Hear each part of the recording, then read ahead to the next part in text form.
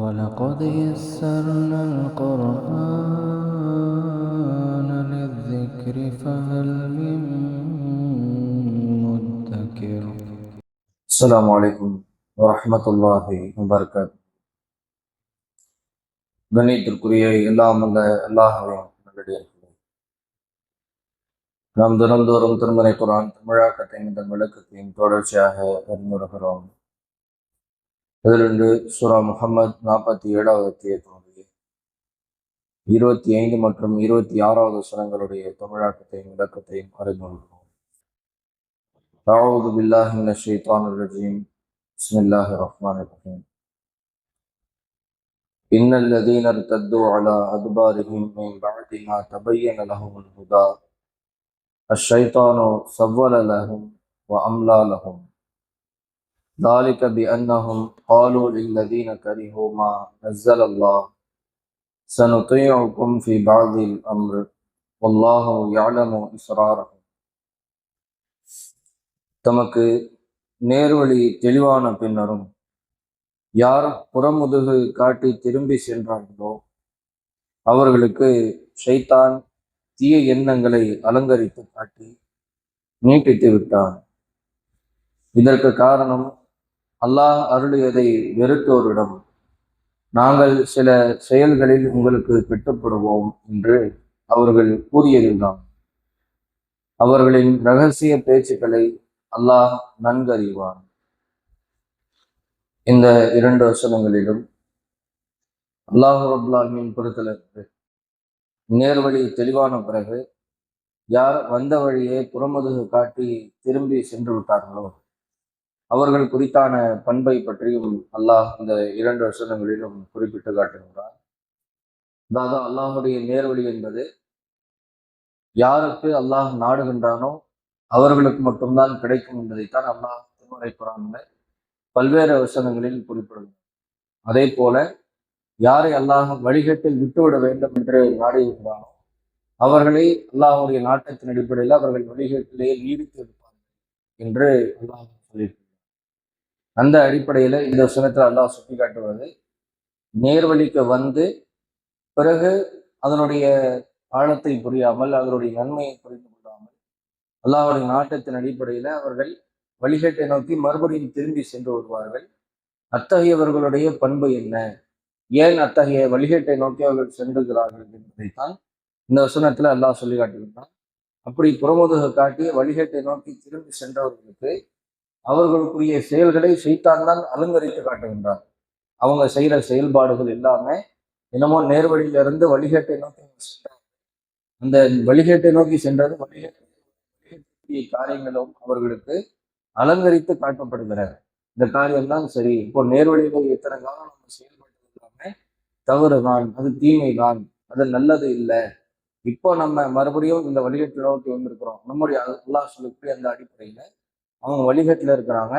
அந்த வழிகேடு தான் அவர்களுக்கு நேர்வழியை போல காட்சியளிக்கப்படும். இதற்கு முழுக்க முழுக்க ஷைத்தான் தான் அவர்களுக்கு பின்னால் இருந்து இந்த மாதிரியான ஊசாட்டங்களை ஏற்படுத்துகின்றார் என்று அல்லாஹ் இந்த 25வது வசனத்துல சுட்டி காட்டிவிட்டு இதற்கு காரணம் என்ன இருக்கிறது என்பதை 26வது வசனத்துல அல்லாஹ் சொல்லி காட்டு. ஏன் இந்த மாதிரி நேர்வழிக்கு வந்துவிட்டு பிறகு வழிகேட்டை நோக்கி செல்றாங்க, அந்த வழிகேடு அவர்களுக்கு நல்ல முறையில தெரிகிறது, இதற்கு ஷைத்தான் அவர்களுக்கு அந்த மாதிரியான ஒரு துன்பத்தை உண்டாக்குகிறார். அதற்கு காரணம் என்ன அப்படின்னா, யார் அல்லாஹ் அருளியதை வெறுக்கக்கூடியவங்களா இருக்கிறாங்களோ எல்லாருமே நேர்வழியில இருக்கிறாங்க, இவங்க கெட்டவங்க இருக்கிறாங்க. சில பேர் அல்லாஹ் ரப்பல் ஆலமீன் புறத்திலிருந்து அருளப்பட்டிருக்கிற இந்த வேதத்தை அவர்கள் வெறுக்கக்கூடியவர்களாக இருக்கிறாங்க. அல்லாஹின் புறத்திலிருந்து அருளப்பட்ட இந்த நேர்வழியை அவர்கள் வெறுக்கக்கூடியவங்களா இருக்கிறாங்க. அந்த குழுக்காரர்களிடத்துல இவர்கள் செல்வார்கள். நேர்வழிக்கு மறுபடியும் போனவங்க வெறுக்கிறவங்க கிட்ட போவாங்க. போய் அவங்களுக்கு மத்தியில சில அக்ரிமெண்ட்டை பேசுறாங்க. என்ன பேசுறாங்கன்னா, சில காரியங்கள்ல உங்களுக்கு நாங்கள் கட்டுப்படுவோம், நீங்க இந்த மாதிரி அல்லாஹ்வுடைய வேதத்தை வெறுக்கிறீங்க, நீங்க எப்படி இந்த நேர்வழியை வெறுக்கிறீங்களோ, இந்த தூதரை எப்படி நீங்க வெறுக்கிறீங்களோ, அது மாதிரி உங்களுக்கு நீங்க செய்யற மாதிரியான செயல்பாடுகள்ல நீங்க என்னென்ன விஷயங்கள் எங்களுக்கு செய்ய சொல்லுவீங்களோ அதையும் நம்ம செஞ்சுக்குவோம். சில காரியங்களை உங்களுக்கு நம்ம கட்டுப்படுவோம். எதிரிக்கு எதிரி நண்பன் மாதிரியான ஒரு அக்ரிமெண்ட்டை நம்ம வச்சுக்குவோம், நம்ம நெருக்கமானவர்கள் என்கிற இந்த மாதிரியான ஒரு ஒப்பந்தத்தை அல்லாஹால் அருளப்பட்டிருக்கிற அந்த விஷயத்தை வெறுக்கக்கூடியவர்களும் இந்த வழிகேட்டைக்கு சென்றவர்களும் ஒப்பந்தம் மாறி பேசிக்கொண்டு அல்லாஹுக்கு எதிராக அல்லாஹுடைய வேதத்துக்கு எதிராக இந்த மாதிரி செயல்படுகின்றார்கள், இந்த மாதிரி பேசிக்கின்றாங்க. அவர்களுடைய ரகசிய பேச்சுக்களை அல்லாஹ் நன்கறிவான் என்று அல்லாஹ் சொல்லி காட்டுகின்றார். இப்போ இந்த மாதிரி நேர்வழிக்கு பிறகு வழிகேட்டை நோக்கி செல்லக்கூடியவர்கள் ஏன் இப்படிப்பட்ட ஒரு காரியத்தை நோக்கி வழிகேடு அவர்களுக்கு அழகாக்கப்பட்டு அலங்கரிக்கப்பட்டு காட்டப்படுகிறது என்றால், சைத்தான் ஏன் அந்த மாதிரி காரியத்தை செய்கிறான் என்றால், அவங்க செயல்படுவது இன்னமும் நேர்வழியில இருக்கிறவங்க இந்த மனிதர்களுக்கு எதிராக செயல்படணும்னு நினைக்க ஆரம்பிச்சு அல்லாஹுடைய வேதத்துக்கு எதிராக செயல்படக்கூடியவர்களாக அவர்கள் மாறி விடுகின்றார்கள். அதைத்தான் அல்லாஹ் இந்த வசனத்துல சொல்லி காட்டுகின்றார். மனிதர்கள் மீதான அந்த வெறுப்பு அப்படியே அல்லாஹுடைய வேதத்தின் மீதான அந்த வெறுப்பு அவர்களுக்கு விதைக்கப்பட்டு அப்படியே சைத்தானுடைய அலங்காரத்திற்கு அவர்கள் உள்ளாக்கப்பட்டு வழிகேட்டினுடைய உச்சகட்டத்தில் அவங்க சென்று போயிடுறாங்க என்று அல்லாஹ் சொல்லி காட்டுகின்றான். ஆகையால் இரண்டு விஷயங்களையும் நாம் வேறுபடுத்தி பார்க்க வேண்டும். மனிதர்கள் வேற, அல்லாஹால் அருளப்பட்டிருக்கிற வேதம் வேற, அல்லாஹால் அருளப்பட்டிருக்கிற நேர்வழி வேற என்பதை நாம் தெளிவான முறையில புரிந்து அல்லாஹுடைய நேர்வழியில நீடித்து கொண்டிருப்பதற்கான முயற்சிகளில் தான் நாம் ஒவ்வொரு தினமும் ஏற்பட்டு கொண்டிருக்க முயற்சிகளை செய்து கொண்டே இருக்க வேண்டும். ஏனென்றால் நம்ம இதே நேர்வழியில, இதே சத்திய மார்க்கத்துல, இதே இஸ்லாத்துல இறுதி காலம் வரைக்கும் மௌத் வரைக்கும் நீடித்து கொண்டிருப்போமா என்பது நமக்கு தெரியாது.